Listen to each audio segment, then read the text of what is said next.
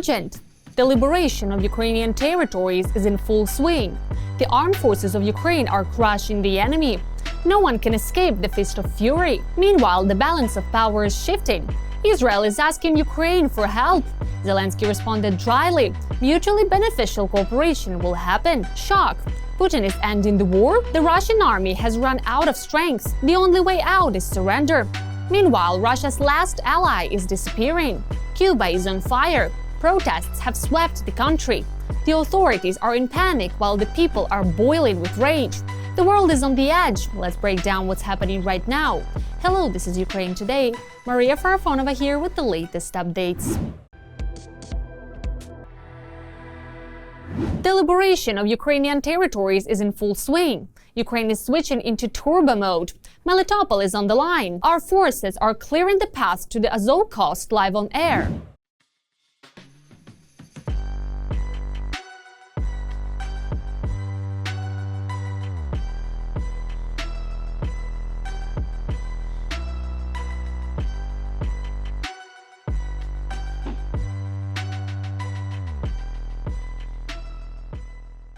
A massive strike on the occupiers' lair at the airfield. The Russian army is now trembling non-stop.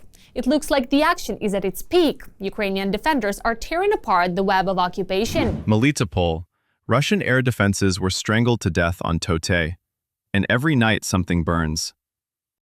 Ukraine's defense forces are systematically operating across all temporarily occupied territories. Such attacks directly impact the enemy's ability to continue combat operations. Such strikes affect both logistics and the occupiers' ability to fight. This is something felt almost immediately. After such strikes, fewer shells will reach the front. There will be fewer occupiers on the front line. This is important and systematic work by Ukraine's defense forces.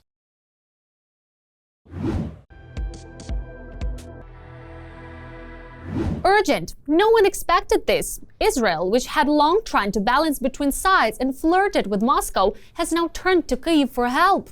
Prime Minister Netanyahu has urgently requested talks with Volodymyr Zelenskyy. The main topic is saving Israel from Iranian drones. Israeli request was conveyed in the context of Ukraine's extensive experience in intercepting Iranian-made drones and indicates Israel's interest in cooperation.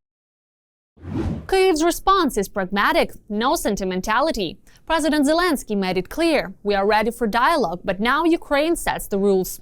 We have unique expertise that dozens of countries are lining up for, while Israel has air defense technologies that we need. He has what I need, and I have what he needs, so I am ready for this dialogue. So why should Kyiv help? What's the benefit? The main one is Israeli air defense systems. And what would Israel get? At most, our top experts without direct transfer of sensitive developments or equipment. And only under a strict condition, if Jerusalem officially recognizes and condemns the Russia-Iran alliance and begins real military technology cooperation with Ukraine. Since Israel has from time to time provided limited humanitarian aid to Ukraine, we cannot not respond at all. So the maximum Ukrainian action is to send experts and consultants without transferring weapons. No more. And that is after Israel's public recognition and condemnation of the Kremlin's actions in support of Iran. And as soon as things started heating up and the Kyiv-Tel Aviv partnership began taking shape, Iran immediately reacted with hysteria. In Tehran, fear of Ukrainian technologies turned into open threats, declaring Ukraine a top target. We are not afraid of such messages. We have been living with them every day for at least the last 4 years, and mostly for 12 years. So this is nothing new for us.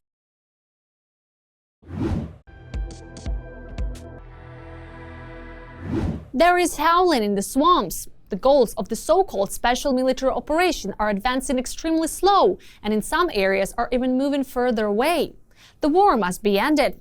Pro-Kremlin Z-blogger Ilya Remeslo openly writes that the goals are unattainable and the war should be stopped, otherwise Russia faces crisis and collapse. Are we going to keep dragging this out for another 5 years, until 2030 to 2031? Spending, not preserving Russia's people and wealth without any clear plan? Everything we could demonstrate militarily, we already have. It seems that belief in Russia's wonder weapons and the wisdom of the Kremlin ruler has shattered like rose-colored glasses breaking inward. To understand this, we must take off the rose-colored glasses and accept some unpleasant truths. The war in Ukraine has been ongoing for 5 years. Military actions consume enormous resources and human lives. Each day of war costs tens of billions. The destruction is colossal. The goals of the SMO are progressing extremely slowly and even moving away in some areas, raising the question of whether they are achievable at all. Moreover, ultra-patriots believe that after the special military operation, a city of forgotten heroes could appear in Russia. Former participant Alexander Shalayev gave a grim forecast. Thousands of wounded soldiers may be left behind, without education, jobs, or future. Instead of real support, a disturbing scenario from the past may return. A separable city of the disabled, where those inconvenient to the system are sent. A direct déjà vu of Soviet times, now on a new level. Cuba is on fire. The country is engulfed in mass protests and total chaos. No, que quémenlo para pinto. Mira, mira, mira, mira, mira.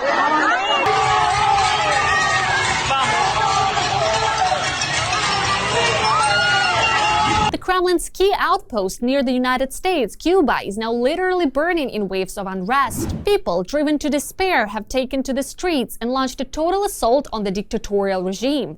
Furious crowds shouting freedom are throwing stones and burning Communist Party offices to the ground. Protests over power outages, pot-banging demonstrations, cries of freedom, students denouncing hunger in classrooms, residents confronting authorities in entire neighborhoods.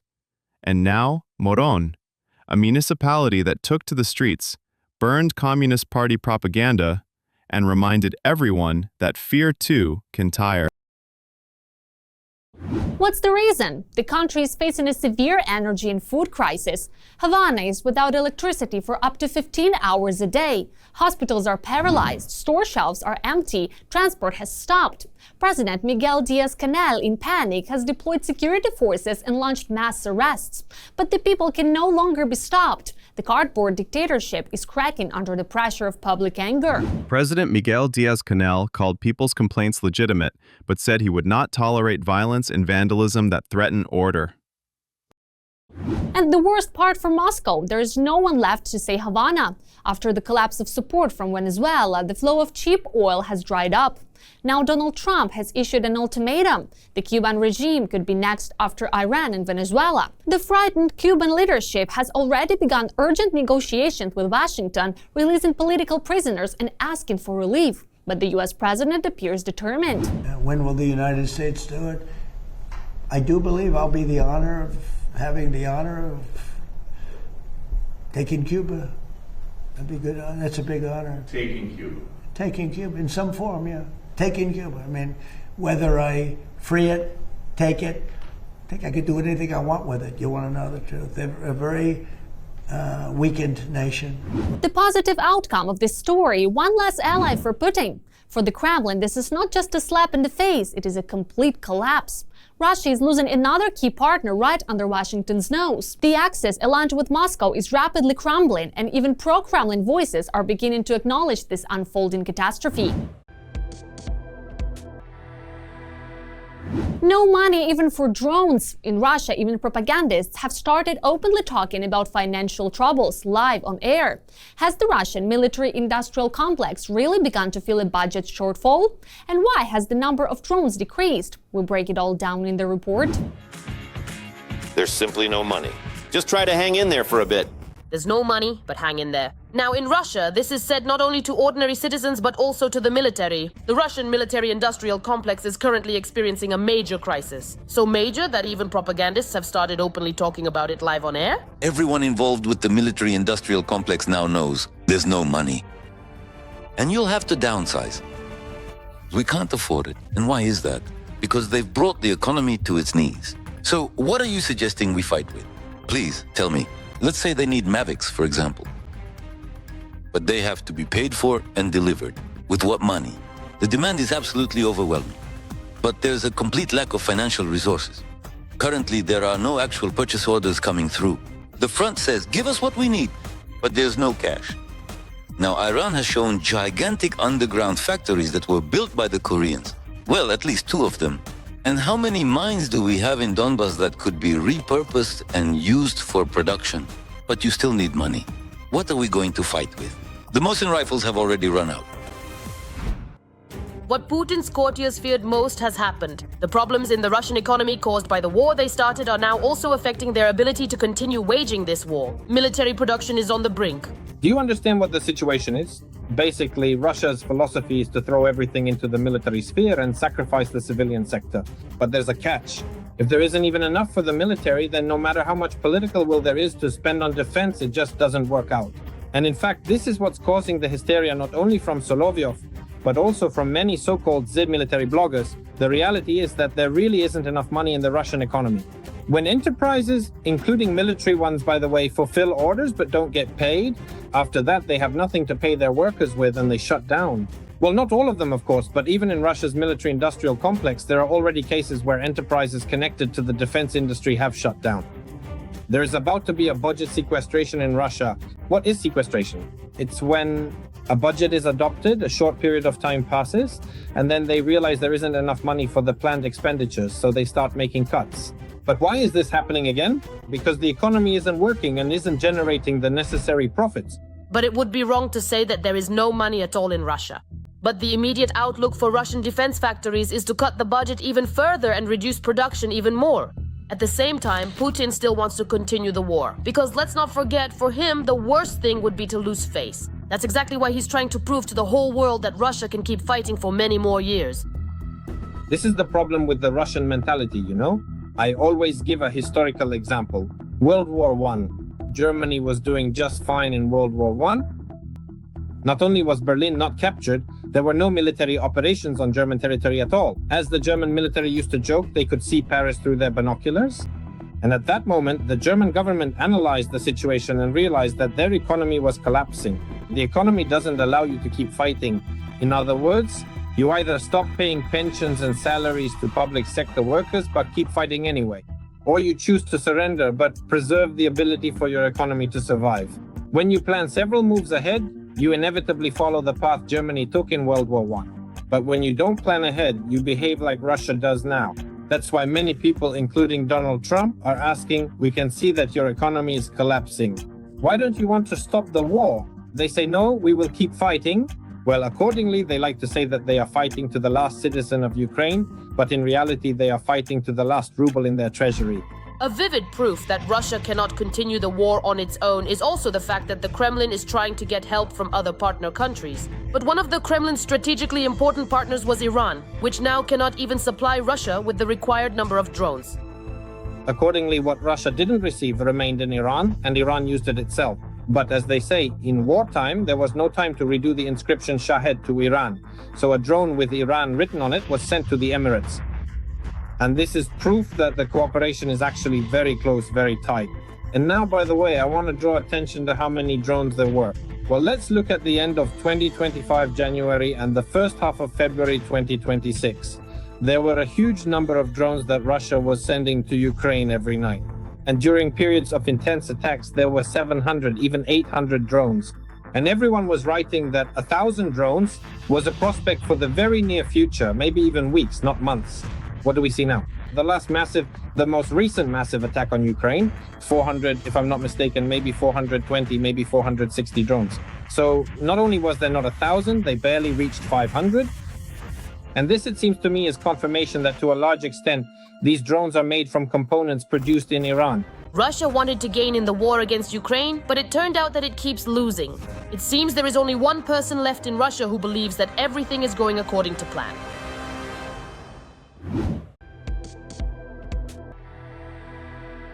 Ukraine is sealing off its own skies. A one-of-a-kind aerial shield is forming over the country. The number of Russian drones being shot down has surged dramatically. How and thanks to whom this is becoming reality, find out in our report. The Ukrainian air defense system is reaching a new level. At this point, Ukraine is fully capable of shooting down the vast majority of these incoming Shahed drones on its own. Ukraine is building a new model of defense, flexible, technological, and adapted to modern warfare. It's not just about the equipment, In recent months, the effectiveness of Ukrainian air defense has noticeably increased, thanks to changes in the command system, redistribution of resources, and new personnel decisions in the Air Force. The effectiveness of Ukrainian air defense in countering drones has increased due to the efficient use of the forces and means we have after personnel changes, including in the Air Force, including because Pavlo Yelizarov came in there. For the renewed Ministry of Defense, Ukrainian President Volodymyr Zelenskyy has set a strategic priority. For us, it's 2026. Either the US will grant us a license for the Patriot, or we will get a license from one of our European partners, or Ukraine will have its own air defense system. We shouldn't reject any of these approaches, but which will happen first, we'll see. In other words, Kyiv is considering several scenarios at once, from licensing Western technologies to creating its own air defense system. The president emphasizes that for Defense Minister Mikhailo Fedorov, the key task is precisely to secure Ukraine's skies. We will take steps in air defense and missile development. We will need to have several hundred systems. We don't have 100 or 200 years to wait for one system per year. We need production. We must protect the sky. Later, we will need to protect the ports and open the airports. And Ukraine is already working on creating its own air defense system, which in some ways is similar to the Israeli Iron Dome. At the moment, we clearly understand the four components that will work together to create our Ukrainian dome. It will be different from the Israeli one because our dome needs to be much larger. On our dome, let's say the Israeli dome is just a small spot, purely in terms of size, I mean. So to saturate that small spot, it's possible to saturate it with expensive missiles, but to saturate our dome with large missiles like Patriot or Iris, for example, is simply impossible. That's why we will have our own solution. It exists, it has been approved, and we are still moving forward with it. During one of the latest massive Russian attacks, Ukrainian air defense intercepted about 500 aerial targets. And what is especially remarkable is that on that night, Ukrainian forces managed to destroy all the cruise missiles that were launched. Today, we have achieved a 100% shoot-down rate of cruise missiles. It is truly rare for 100% of missiles, such as KH-101 or Caliber, to be intercepted. Such a result is not a coincidence. To a large extent, it became possible thanks to the Ukrainian innovative method of countering aerial attacks. Today, this experience is already being closely studied by military experts around the world. In modern warfare, it is impossible to fight using expensive missiles. Some alternative types of weapons are needed, and everyone realized that Ukrainian interceptor drones are just such an alternative. And today, we see just how much interest there is in this type of weapon. And today, Ukrainian technologies are entering the global market. Several countries from the Middle East to Europe are showing interest in Ukrainian drones and interception systems. According to Western media, the United States of America, Qatar, Saudi Arabia, the United Arab Emirates, and Bahrain are negotiating the purchase of Ukrainian drones. Our drones, although remarkably cost-effective, we acquired them, let's say, under difficult conditions, very difficult ones. For us, they are significantly more expensive than their actual cost, money. In Europe, they are now discussing not only deliveries but also joint production. Today, Europe's security is built on technology and drones. There are several different projects. All of this will be largely based on Ukrainian technologies and Ukrainian specialists. We are simply in a state of war, and not all companies yet feel free enough to enter other markets. Ukrainian air defense systems are becoming more precise with each passing day. Interceptor drones are becoming more effective, and the experience of Ukrainian engineers and military personnel is attracting the attention of the entire world. Now, Ukraine is not only defending itself, it is creating new standards of air security and proving that technology can become the key to a nation's independence and security.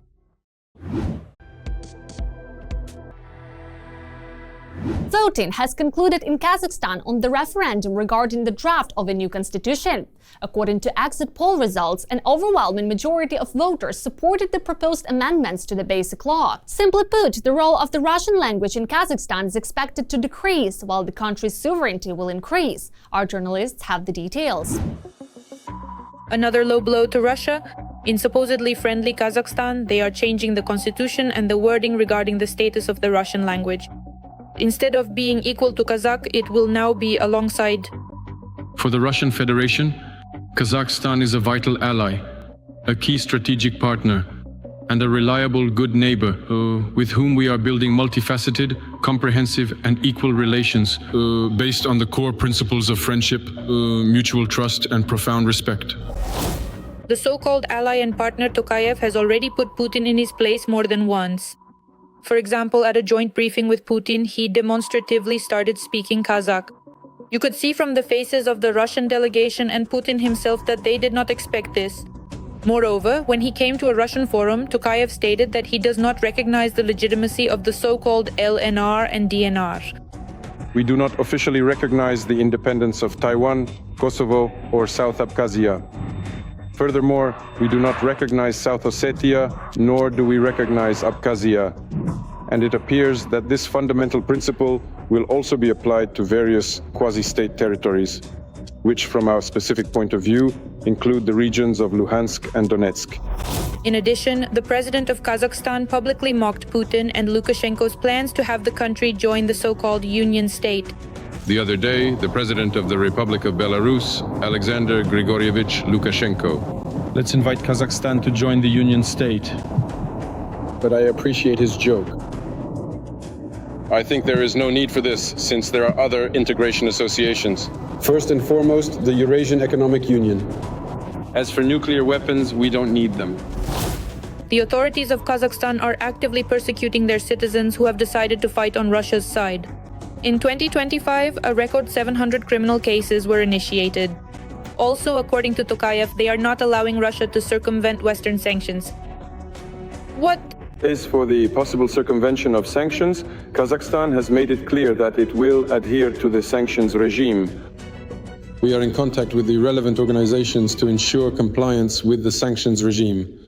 We are taking measures to ensure that our territory is not used to bypass these sanctions. Various measures are being taken, including tracking goods, online tracking of goods, including the creation of a specialized website where you can verify and check whether a particular company or product is included on the official sanctions list at traderadar.kz. I think all our exporters are fully aware of these specific regulations and accordingly ensure they strictly comply with them. Last fall, at the UN General Assembly, Tokayev met with Zelenskyy and expressed support for Ukraine. Kazakhstan seems to maintain neutrality regarding the Russia-Ukraine war and offers its mediation services.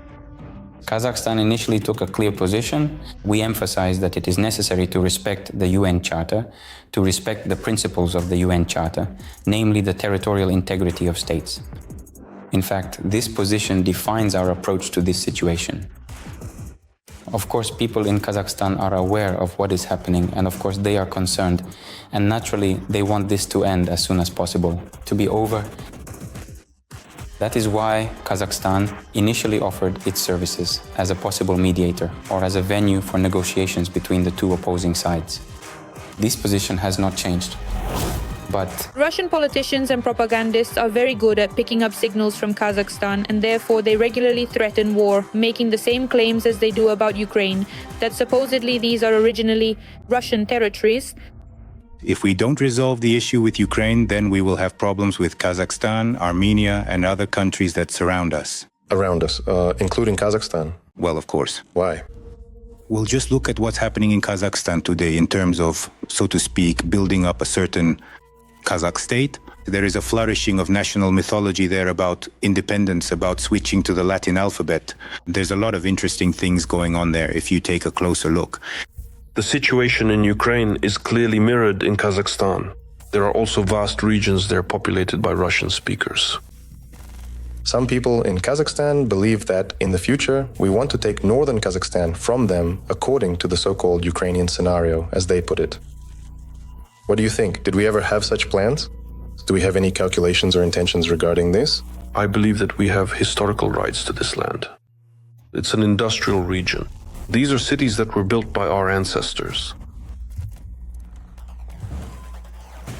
Why did we give them away in 91? On what basis? The Russian dictator regularly reveals his true attitude as well. He constantly humiliatingly mixes up Tokayev's patronymic and probably does it on purpose. Everyone knows that the president of Kazakhstan, Kemiljanovich Tokayev, appealed for help to the members of the Collective Security Treaty Organization. So Kemalizhanovich Tokayev spoken. Dear State Kemalizhanovich, I am glad to see you.